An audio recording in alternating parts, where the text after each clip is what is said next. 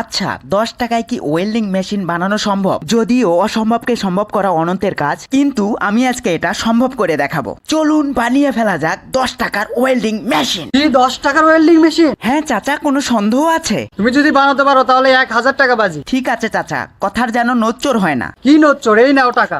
এটি তৈরি করতে যে জিনিসগুলো লাগবে: খালি বয়ম, চিকন রড, তার, কানেক্টর, শুকনা কাঠ, ওয়েল্ডিং রড, স্কোয়ার বার, পানি এবং লবণ। প্রথমে চিকন রডটিকে কাটিং করে বয়মের মধ্যে ফিটিং করে ফেলবো। তারপর লাল তারটিকে মাঝ বরাবর কাটিং করে ফিটিং করা দুটি রডের মাথায় জুড়ে দিব। কানেকশন শেষে আবার বয়মের মধ্যে ফিটিং করে ফেলবো।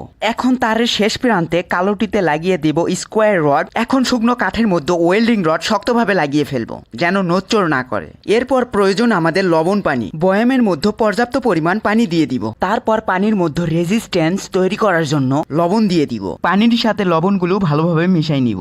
এখন সাবধানতার সাথে কানেকশনটি জুড়ে দিব। এখন দেখব আমাদের ওয়েল্ডিং মেশিন কাজ করে কিনা। ও নো, স্পার্ক হচ্ছে। আমাদের 10 টাকার ওয়েল্ডিং মেশিন কাজ করতেছে। সুন্দর স্পার্ক হচ্ছে। আপনারা এটা বাড়িতে ভুলেও ট্রাই করবেন না, কারণ এতে সরাসরি ইলেকট্রিসিটি প্রবাহ হচ্ছে। Don't try at home. আমরা কিছুক্ষণ ওয়েল্ডিং করতে থাকি। ওয়েল্ডিং এর সময় ওয়েল্ডিং এর যে প্লাজমা ক্রিয়েট হচ্ছে সেটা কতটুকু করতে পারছে সেটা দেখতে থাকি। এখানে ভুল করেও যদি ওয়েল্ডিং রডের সাথে হাতটা লাগে,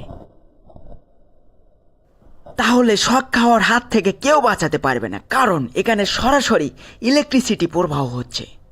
তাই এটা বাড়িতে ট্রাই করা ভয়াবহ এবং বিপজ্জনক। যে কোনো সময় যে কোনো দুর্ঘটনা ঘটে যেতে পারে।